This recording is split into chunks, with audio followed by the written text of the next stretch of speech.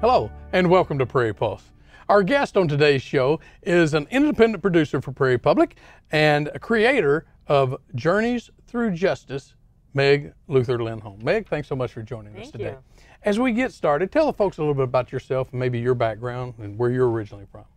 So I grew up in New York City. I moved to Fargo when in about 2002, and I have spent my life working as a producer. What I have really enjoyed out here is producing independent projects for Prairie Public for the most part. And so this most recent one, Journeys Through Justice, has really been a very interesting journey for me personally in terms of learning more about the criminal justice system here in North Dakota. Well, with that said, let's tell me about sort of the Journeys Through Justice radio series and what is it all about? You hit on it there, but go into more detail. Sure. So Journeys Through Justice came about really through a suggestion from Brenna Gerhart at the North Dakota Humanities Council. They are devoting this year to criminal justice and criminal justice reform. And she suggested that I take on the issue in some fashion. And after doing a little bit of research, it wasn't hard to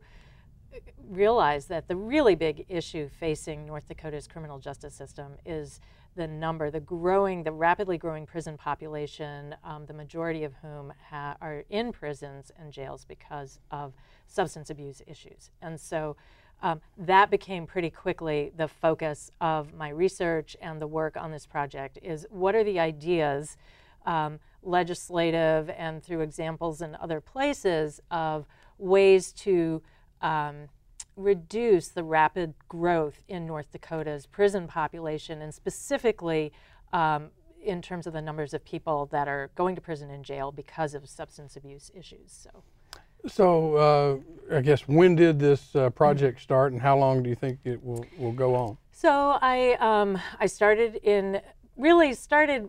researching in October of 2016. So it's been it'll be about 6 months by the time it ends. I've worked on a number of different stories again, each one sort of trying to get at a different aspect, a different perspective on not just the problem, but what are some ideas for resolving the problem in prison growth in the state. So, and it's an issue that the legislature took up, and that was another reason for wanting to do this series now, to bring attention as the legislature has been addressing the issue, both in a funding sense and also in other ways of changing the laws so that more substance abusers can be funneled into probation instead of prison. Mm-hmm.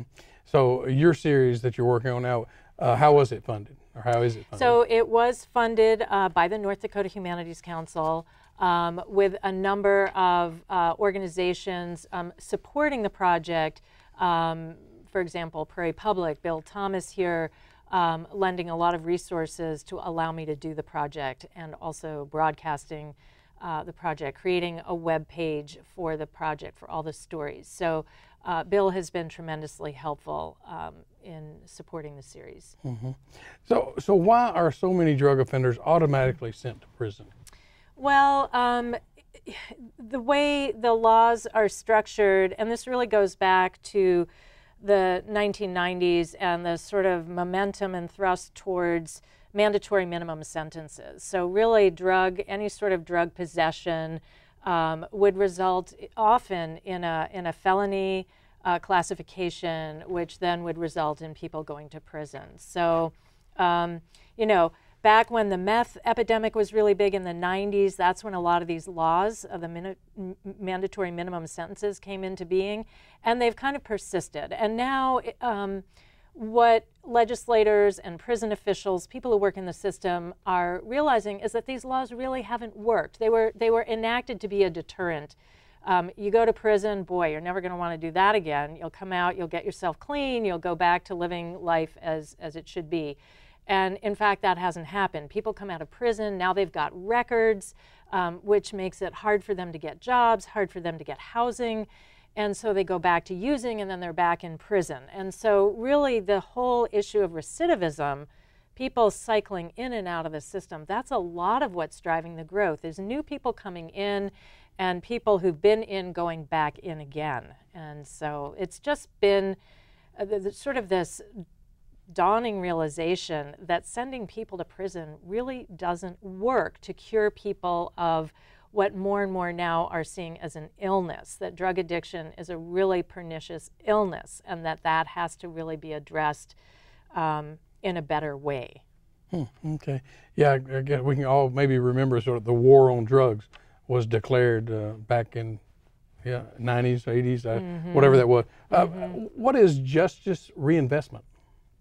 So justice reinvestment is an idea that instead of investing more money in more prison beds, because you can kind of chart the growth in the prison population and you say, well, if it's grown 30% in the last 10 years, we can anticipate that it's probably going to grow another 30% in the next 10 years.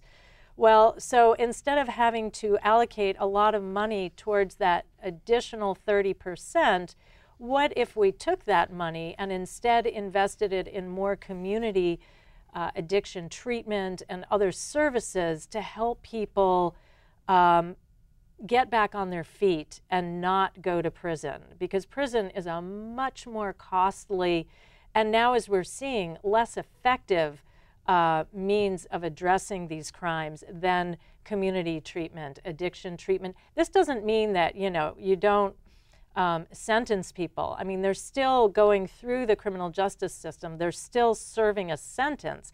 But instead of serving the sentence in prison, they're serving it with a probation officer in their community and going into treatment in their community, which is a more cost-effective way. So you're not really spending more money. You're just taking money that you would spend on more prison beds, and you're saying, let's instead invest it in community treatment and other services. Well, and you talk about this, you've said it. Tell us more about North Dakota's, a fast-growing prison population and the problem it causes. Yeah, well, as Senator Judy Lee said in an interview that I did with her, this is an issue that everybody seems to be affected by. If not personally within one's own family, then neighbors, people that we hear about just through our circles of friends. It just is, I don't know how one defines an epidemic, but it's been referred to as an epidemic nationally. The overuse and abuse of opioid drugs, of illegal opioids like heroin and fentanyl, and now a resurgence of meth. It is affecting so many people. And so, do we want to be sending all of these people to prison, as sometimes happens or as often happens, or do we want to be trying a different approach? And I think that's an issue the legislature has really been grappling with, and that the Director of Corrections, Leanne Birch, has been very, very concerned about. Mm-hmm. Only to qualify this, at the time we're sitting here, the legislature's still in session, but what are they discussing right now at the legislature? Well, so there are sort of two tracks. One is making a sizable, again, reinvestment of money that would go towards more prison beds, and instead redirecting that money towards more community treatment programs. And then the other track is a reclassification of certain crimes to, in a sense, make people who are guilty of, for example, drug possession or paraphernalia that's related to their own drug use, make those offenders eligible for probation instead of a felony classification that would lead them more to prison. So the goal is let's steer more people into the probation system and out of the prison system, so that they can get the services that the legislature is in most likelihood going to pass additional funding to be able to provide those services. So it's kind of a two-tier channeling people away from prison into probation, and then channeling more money into services. Okay. Speaking of those services, can you talk about the counseling and drug treatment facilities kind of in the state, for that matter? Just kind of tell us about them. And this, I think, is a real issue because there is not enough. There are very skeletal drug treatment services in the rural areas of the state. Even in cities like Fargo that have many more treatment providers, addiction counselors, centers, they've lost a couple of residential drug treatment facilities. So there too, there's been a bit of a shrinkage of services, even in a city like Fargo. So the real question, I think, coming out of all this is, will the investment of more funds into more services be enough to really help offenders kick their drug habits and get back to living better lives? And I think that's a big question mark hanging over all of this.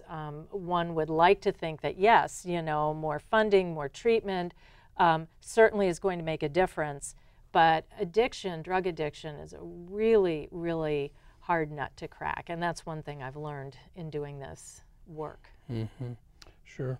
Well, with that said, can you tell us about a couple of people you interviewed and sort of their dealings with, I guess, their daughter and her addiction to heroin? Mm-hmm. So I wanted to kind of set up the problem and the difficulty of addressing drug addiction in the first story that I did, where I interviewed the parents of a young woman named Carly Cochin, who, as we speak, is sitting in the New England Women's Prison for the second time for her addiction to heroin. And her parents are really distraught. They love her dearly. They want to do everything they can to help her. They are standing by her, which is more than some substance abusers can say for their families. I mean, a lot of families just reach a point where they just can't deal with it anymore. Well, Wendy and Ray, who are Carly's parents, are dedicated to sticking by her, but she's gone to prison twice for her addiction. The second time she went, she was pregnant, so she went out. She actually delivered her baby out there, and the parents now have custody of the child. But her story really illustrates what a difficult problem addiction is, that she's someone who comes from a well-off family. They have money, they can afford treatment for her, they can afford the best for her. She's gone in and out of treatment, and yet still she was not able to kick the habit and wound up in prison. So it just shows that it's a very difficult problem. So you say she's currently in New England serving a second sentence. Mm-hmm. Have you talked to her recently, and will she be getting out anytime soon? I have only talked to Wendy, the mother, and I believe that she may be up for a hearing to see about getting out. But I know the mother really feels that Carly should be with her baby. It was love at first sight, as her mother put it, and then 3 days later the baby had to leave. So that's a hard thing too. But right, so people sort of cycling in and out. I have just recently interviewed a 42-year-old man who has served 7 terms in prison. 7. Well, my next question is just that. Can you tell us about some of the other people and officials that you've interviewed for this process? So I found my interview with Leanne Birch, the director of the whole DOC, the Department of Corrections, to be really interesting because she really sees the problems. There was an organization based in New York called the Justice Center. It's connected to the Council on State Governments, and they came out and they did a lot of research into different aspects of the criminal justice system. And one thing they found out that Leanne Birch related to me is that 70% of judges in the state who were surveyed said that they had sent offenders, and often these are repeat parole and repeat probation violators, to prison as the way to get them into long-term residential treatment. That prison has become kind of our treatment facility by default, because there aren't enough facilities around the state. And so people keep using, they end up back in the system. After 5 or 6 or 7 times of this, the judge will finally say, look, I'm sending you to prison, really so that they can get treatment and then have a better chance. So, but even in the case of this person I interviewed, what made the difference for him was finally he was looking at going to prison for an 8th time. He got out after the 7th time of being in prison, and he was got rearrested and was looking at an 8th 5-year sentence. And his lawyer said, what would you think about trying drug court? And he thought to himself, oh, I could go to prison for 5 years, or I could try this thing called drug court, where I won't be in prison. And he said, I'll try drug court. But he went to the meeting with his probation officer for that, feeling like he wasn't going to succeed. He said, I've never really succeeded playing by the rules of life. But he did. It worked.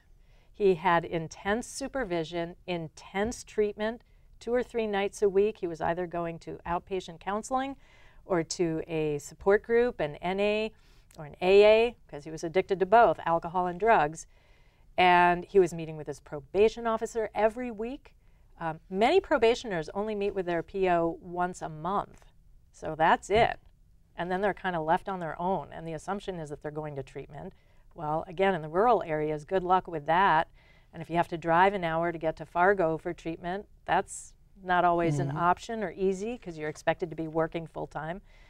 But this guy stuck with it. The more he stayed in it, the more he realized that he liked it, and he really wanted it to work. And so a year later, after he went through the whole program, you know, he's been clean and sober, he's reconnected with his family, he's working a full-time job. He says even when life gets tough and all those triggers and stressors, you know, start to push him, the last thing he wants to do is go and get high. So drug court is a combination of all the things that you just mentioned. Yeah, yeah. Okay. There's a lot of requirements. There's a lot of drug testing that goes on. So it's not something that a person or an offender is sentenced to. It's something an offender has to want to do, because the requirements are pretty stiff. But it has a really good track record. Okay. When and how can people hear your stories for the series? So the stories are on the Prairie Public website, on the news page. If someone goes to prairiepublic.org and then clicks on the news page, right at the top of the news page is a link to all the Journeys Through Justice stories. You know, how many stories have you done so far? So how many more can we expect? There are 9 stories total. Yeah. Okay. But they're all fairly long form stories, so go into a fair amount of depth with each one. Now here, can you talk about opioid addiction, as you have some, and just really why is it just becoming a bigger and bigger issue? Well, you know, that was a question I put to Senator Lee and Representative Kathy Hogan when I had them in for an interview. And interestingly, I think it was Representative Hogan who talked about how when we go to the doctor now, just for anything, it can be for, you know, anything. There will always be a question of how much pain are you feeling? Rate on a scale of 1 to 10 your level of pain. I mean, even my 6-year-old daughter, when she went in, had to rate her level of pain, which I thought was kind of amusing because she had no idea how to calculate that, but I just sat back and watched and listened to what she had to say. But there's this idea now that we need to have all our pain cured, that living with pain is unacceptable, which to a point is a very good thing, and no one wants anyone to live with pain. But there is the sense that now we are becoming very quick to medicalize and to treat, and sometimes very aggressively, any kind of pain, and that too many people are winding up addicted to painkillers and opioids. I was given fentanyl recently for a very, very simple, minor outpatient procedure, and I was kind of shocked. Fentanyl, really? I mean, that's what killed Prince. Like, you need to, but this is, so I think there's this sense that we're over medicalizing pain, and that too many people are susceptible to that. And then, of course, there are other issues related to people being sold things that they don't realize they're being sold, like fentanyl, that's so powerful that really does kill people. So there's a lot of drugs being trafficked into the state. That's a big issue. So there are many different avenues for that. Well, the next question on my list here was really, does the problem also have to do with doctors dispensing opioids too frequently? But you talk about your 15-year-old being asked. Of course, I'm asked when I go in, describe your pain level. 6-year-old. Or 6-year-old, I'm sorry. But I'm asked at my age, what's your pain level? And I still sometimes don't know how to do 1 through 10 as to what level it is. And so how do doctors, I mean, how can they evaluate and know when to dispense and not? I mean, right. It's you probably don't have an answer for that. Tricky issue. I don't have an answer. And as you know, as we all, I think there's general agreement. Nobody wants to live with pain, but then, you know, where do you kind of draw the line? And a lot of people are slipping over from prescribed, you know, painkillers to then potentially illegal ones. So. Well, you also mentioned, because addiction is a tough issue to get over, to get away from if you become addicted to a drug or to anything. If nothing is done about incarceration in North Dakota and it continues to grow, what's going to happen, do officials say? Well, you know, many prisons that were expanded are already full. There's a man camp that's being used now. There's a basketball court to house extra women prisoners in New England. I mean, this is a serious problem. And I don't know the answer to that question. I mean, I think that it's just going to kind of come back around again, and it'll have to all be looked at and reconsidered again. Mm-hmm. If someone suspects a relative, you know, has a drug issue, what advice would you give them? Well, I would say seek out all the help you can and look for one thing that people say really is helpful. And I think one of the things about this outpatient drug treatment program that is run as part of drug court is the support and the help of other people who are dealing also with addiction issues in their lives. That sort of, a number of people have said, you know, when you're in a group with other users, you can't really get away with bluffing about your situation. You can't say, oh yeah, no, I'm fine.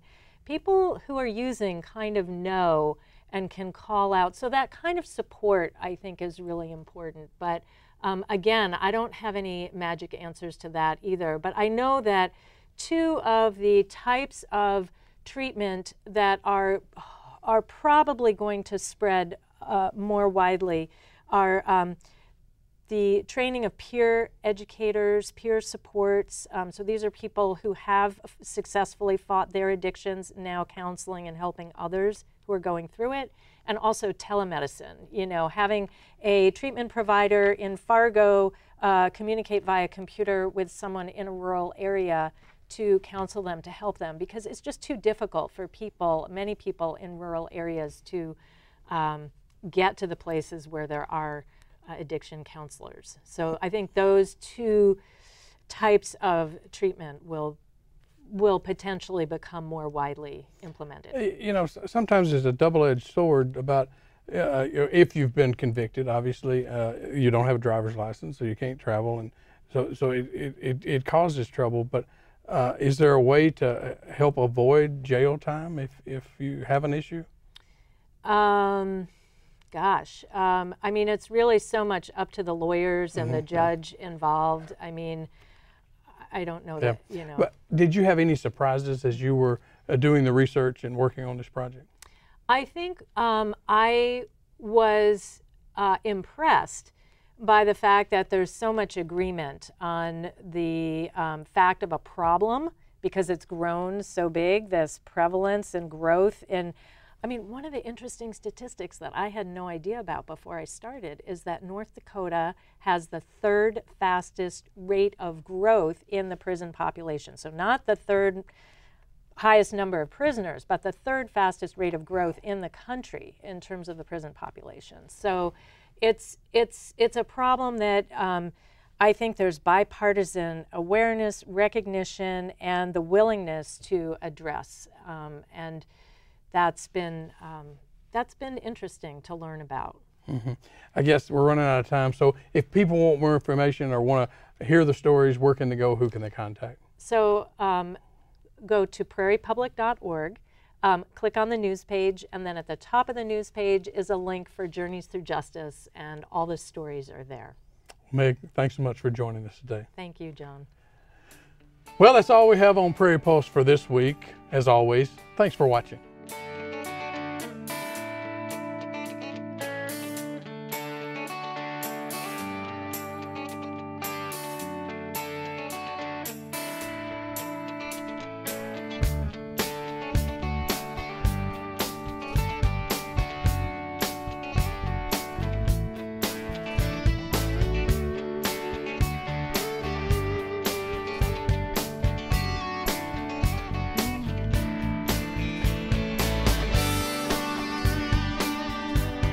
Funding provided by the members of Prairie Public.